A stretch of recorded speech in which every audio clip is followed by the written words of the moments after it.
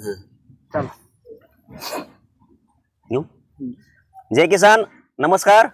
आपण पाहत आहात वावर न्यूज. मी आज आहे परळी तालुक्यातील कौडगाव हुडा या गावी या परिसरातील ऊस उत्पादक शेतकरी एका जुटीनं एका दिल्यानं या ठिकाणी बसले आहेत. त्यांचं या ठिकाणी असं म्हणणं आहे किंवा परळी तालुक्यामध्ये ऊसा पायथ्याला कारखान्यांची संख्या आहे.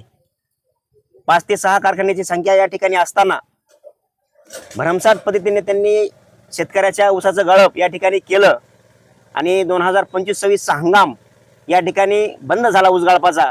पण बंद होऊनही आज मार्च अखेरही शेतकऱ्याच्या पदरामध्ये या ऊसाचं अजून रक्कम ही पडलेली नाहीये. या ठिकाणी आपण आहोत शेतकऱ्यांशी, या ठिकाणी या मुद्द्यावर आपण सविस्तर बोलणार आहोत. या ठिकाणी कारखाने सुरू व्हायच्या अगोदर ज्यांनी ऊसाच्या भावाच्या बाबतीमध्ये एक वेगळं आंदोलन हाती धरून जो मुद्दा शेतकऱ्याच्या हिताचा होता ते आंदोलन एक वेगळ्या पद्धतीने जे गाजवलं, शेतकऱ्यांच्या पदरामध्ये जे जास्तीचा 300 ते 350चा जो भाव आहे तो वेगळ्या पद्धतीने शेतकऱ्यांच्या पदरामध्ये लढा देऊन जो मिळवून घेतला असे दत्ताभाऊ गव्हाणे या ठिकाणी आहेत, जे की सुरुवातीच्या काळामध्ये त्यांनी या ठिकाणी याच परिसरातून आंदोलनाची एक धग पेटवली आणि तीच धग प्रत्येक कारखान्याच्या गेटवर जाऊन धडक देऊन मोर्चे काढून आंदोलन करून शेतकऱ्याच्या पदरामध्ये 300-350चा एक प्लस बेनिफिट चांगला वेगळा भाव ज्यांनी मिळवून दिला. पण भाव मिळवून देऊन या ठिकाणी शेतकरी समाधान नाही आहेत का, तर कारखान्याचे पट्टा पडून आज जवळपास 15 दिवस झाले किंवा महिना झाले काही कारखान्यांची पट्टा पडून, पण ऊसाची रक्कम जी असते, जो ऊस गेलेला ज्याचं एक बिल असतं ते अजून या ठिकाणी आलेलं नाहीये. भाऊ, आपण ऊस उत्पादक शेतकरी संघर्ष समितीचे सदस्य आहात. या ठिकाणी सुरुवातीचा काळ आपण गाजवला ही सर्वांनी पाहिलाही, पण आज घडीला मार्च उजळलाय, मार्च संपत आलाय, पण अजूनही शेतकऱ्याच्या खात्यावर त्या ऊसाचा अजून रक्कम मिळालेली नाही. तर या बाबतीमध्ये आपण या माध्यमातून काय सांगाल?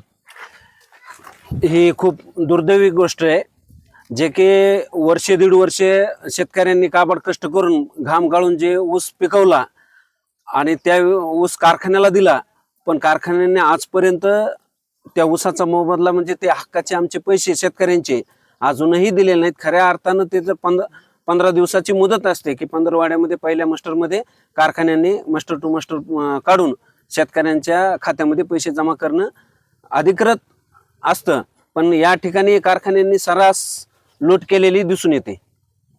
आणि त्याच अनुषंगानं सर्व शेतकरी आज कारखान्याला ऊस दिल्यामुळं आणि आज पैशाच्या गरजेमुळं शेतकरी अडचणीत आहे. कोणाच्या घरी दुखणं आजारपण आहे, कोणाचं लग्नाचं कार्य आहे, कोणाचं आणखीन काही गोष्टी आहेत. अर्थकारण आज शेतकऱ्यांचं ठप्प होऊन बसलेलं आहे आणि शेतकऱ्यांची लूट करण्याचं सरकारचं धोरण म्हणजे अंकुश नाही कारखान्यावर, आणि कारखान्यांचं धोरण मला सरकारची लूट करताना दिसत आहे. आता आपण काही कारखान्यांना ऊस उत्पादक संघर्ष समितीच्या वतीने निवेदनही दिलेत कालच्या 20-21 तारखेला की आमची रक्कम जी आहे कारखान्याला ऊस आलेली गाळपाची ती अदा करावी म्हणून. पण त्या रीतसर निवेदनाला कुठल्याही कारखान्यांना अजून तेवढंसं मनावर घेतलेलं या ठिकाणी जाणवत नाहीये. मग आपलं पुढचं पाऊल म्हणून ऊस उत्पादक शेतकरी संघर्ष समिती हे साखर सहसंचालक नांदेड या ठिकाणी उद्या जाणार आहेत, परत त्यांना एक वेगळं निवेदन देणार आहेत. मग असं निवेदन देऊन त्यांना त्या निवेदनाद्वारे अशी कुठली वेगळी भूमिका आपण या निवेदनामध्ये सांगणार आहात? आंदोलनाचा पहिली सुरुवात आंदोलनाची शेतकरी संघर्ष समिती म्हणून सोनपेठ आणि परळी तालुक्याने एकत्रितरित्या हा लढा लढला, पण हा लढा आता अजून पण म्हणजे थांबलेला नाही. आणि विशेष म्हणजे कालच्या 20 तारखेला सायकडा कारखान्यावर एक निवेदन देऊन त्यांना 24 तारखेचा आजचा अल्टिमेटम दिलेला होता की आजपर्यंत तुम्ही 24 तारखेपर्यंत सर्व शेतकऱ्यांचे बिल तुम्ही खात्यावर जमा करा, अन्यथा कारखान्याच्या विरुद्ध एक मोठं आंदोलन उभा करण्यात येईल. त्याच अनुषंगानं उद्याच्याला नांदेड येथे सहसंचालक साखर आयुक्त नांदेड या ठिकाणी एक निवेदन म्हणून तक्रार शेतकऱ्यांची बाजू घेऊन त्या ठिकाणी एक निवेदन दिले जाईल आणि त्या निवेदनामध्ये कारखान्यावर कारवाई करण्याचे आदेश व शेतकऱ्यांचे बिल त्वरित त्यांच्या खात्यावर जमा करण्याचे विनंती आपण आयुक्ताला करणार आहोत. आपण पाहतोय या ठिकाणी जवळपास 3.5 ते 4 महिन्याच्या आसपासही काही जणांचा ऊस जाऊन झालेला आहे, पण त्यांचंही अद्याप त्यांना कारखान्याच्या वतीनं बिल मिळालेलं नाही आहे. आपल्यासोबत अजून एक ज्येष्ठ असे शेतकरी आहेत. दादा, आपला ऊस कारखान्याच्या गाळपाला कधी गेलेला आहे? ऑक्टोबर मध्ये गेलेला आहे. ऑक्टोबर म्हणजे कारखाना ज्या वेळेस सुरू होतो हंगाम, त्या हंगामाच्या सुरुवातीला ज्यांचा ऑक्टोबर मध्ये ऊस गेलेला आहे. अद्याप ऑक्टोबर, तुम्हाला नोव्हेंबर, त्या डिसेंबर सगळ्यात ऑक्टोबर पहिले. नोव्हेंबर मग अद्याप तुम्हाला ऑक्टोबरच्या ज्या गाळपाची रक्कम असते ती आपल्याला मिळाली आहे का? नाही मिळाले आणखी. आपण पहा, ऑक्टोबर महिन्याची जी म्हणजे ऐन दिवाळीच्या घटमाटीतली जी रक्कम असते तीही रक्कम अजून या ऊस उत्पादक शेतकऱ्यांना यांच्या पदरामध्ये कारखान्याने टाकलेली नाहीये.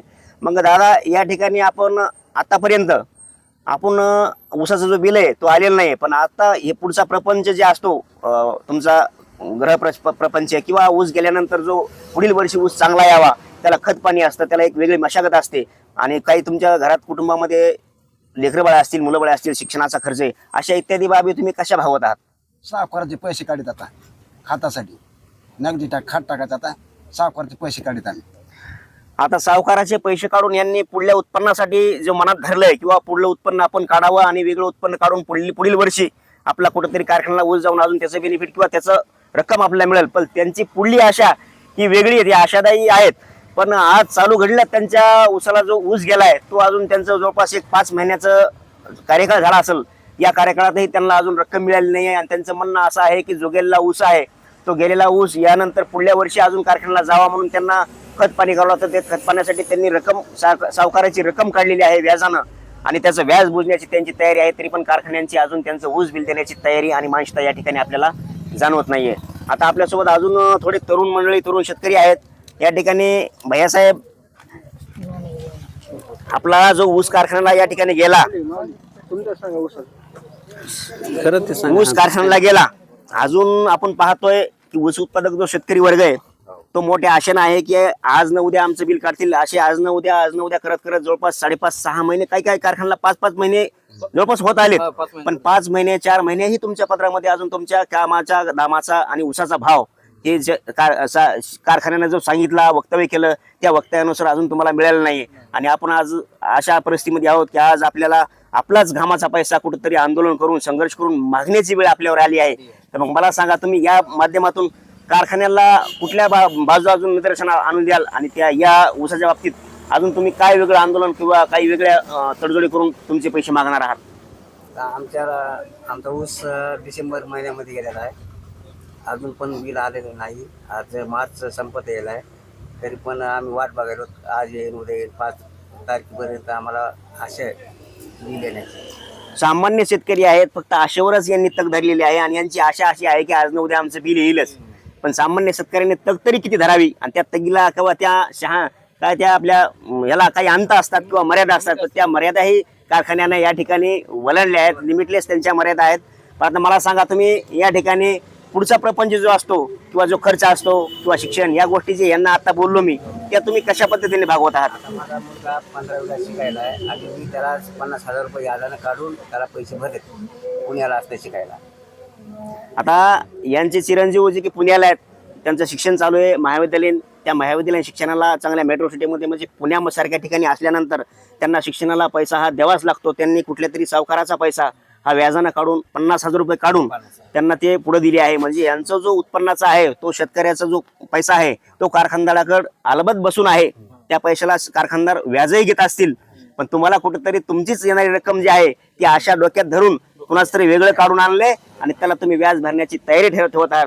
तरी हे कारखानदार एवढं अजून मनावर न घेता शेतकऱ्यांची पिळवणूक आणि छळवणूक या ठिकाणी या कारखानदारांना लावलेली आहे. उशा पायथ्याला कारखाने असूनही या ठिकाणी, या परिसरात या शेतकऱ्यांना त्या कारखान्याचा म्हणावा तसा काही परिणाम या ठिकाणी जाणवत नाही. आता आपण आज याचमध्ये अजून एक मुद्दा घेऊयात, किंवा जो आमचा परिसर आहे हा एकदम ग्रीन झोन आहे, ग्रीन बेल्ट आहे. या ठिकाणी ऊस उत्पादक हे जवळपास 85% शेतकरी आहेत.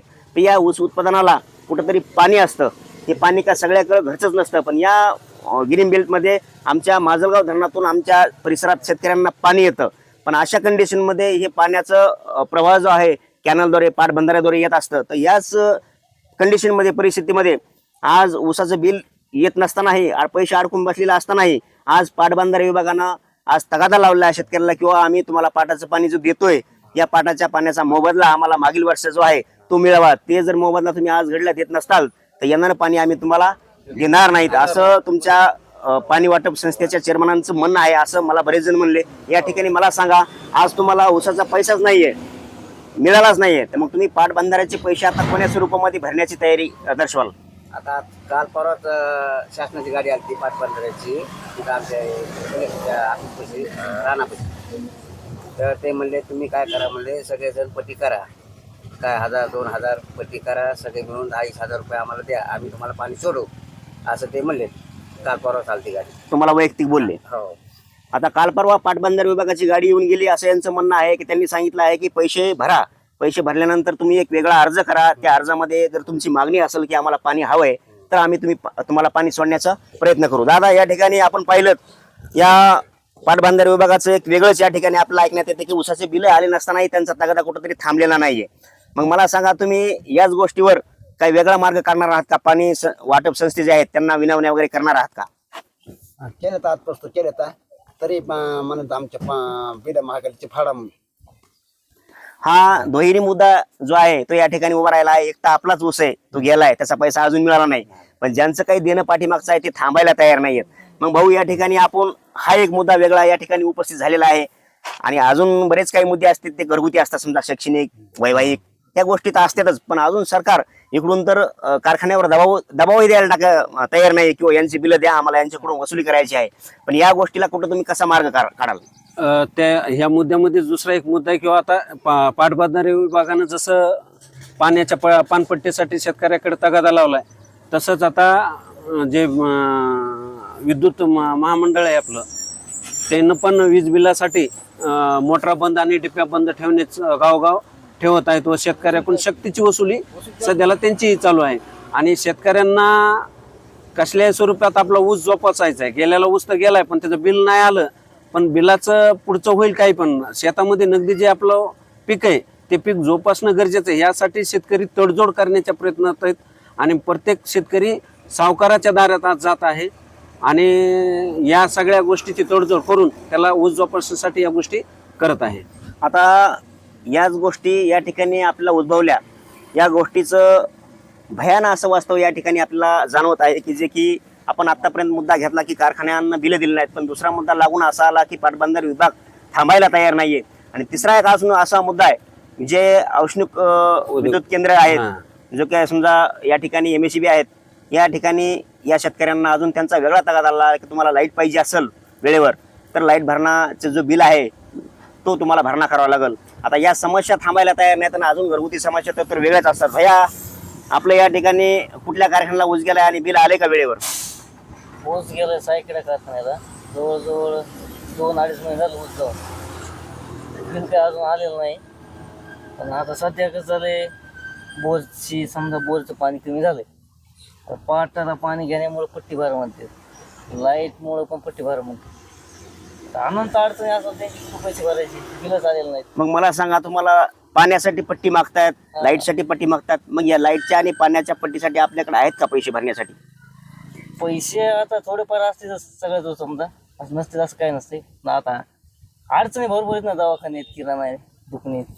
अनंत अडचणीमध्ये शेतकरी हा सापडलेला आहे, पण या शेतकऱ्याला अनंत अडचणीमध्ये घेरण्यामध्ये जसं या कारखानदारांचं, विद्युत केंद्रवाल्यांचं आणि पाटबंधारे विभागाचं जसं एक काहीतरी, आता एखादा रुग्ण असेल, तो रुग्ण जर दवाखान्यात गेला तर त्याला कसे DMLT वाले म्हणा, मेडिकलवाले म्हणा, डॉक्टर म्हणा, असे मिळून सगळं त्याच्याकडून त्याचं शोषण करते. त्याच पद्धतीमध्ये या ठिकाणी जाणवत आहे की कारखान्याकडून जे बिल आखडून धरले, त्या आखडून धरलेल्या बिलामध्येही पुन्हा यांचं अजून काहीतरी वेगळंच निघतंय, हे भरा ते भरा. याच माध्यमातून आपण या ठिकाणी जमलो, या शेतकऱ्यांशी बातचीत केली आणि त्यांचे एक समस्या या ठिकाणी मांडण्याचा एक प्रयत्न केला. आपण पाहत आहात वावर न्यूज. धन्यवाद. उद्या येण्यासाठीच आव्हान. हो.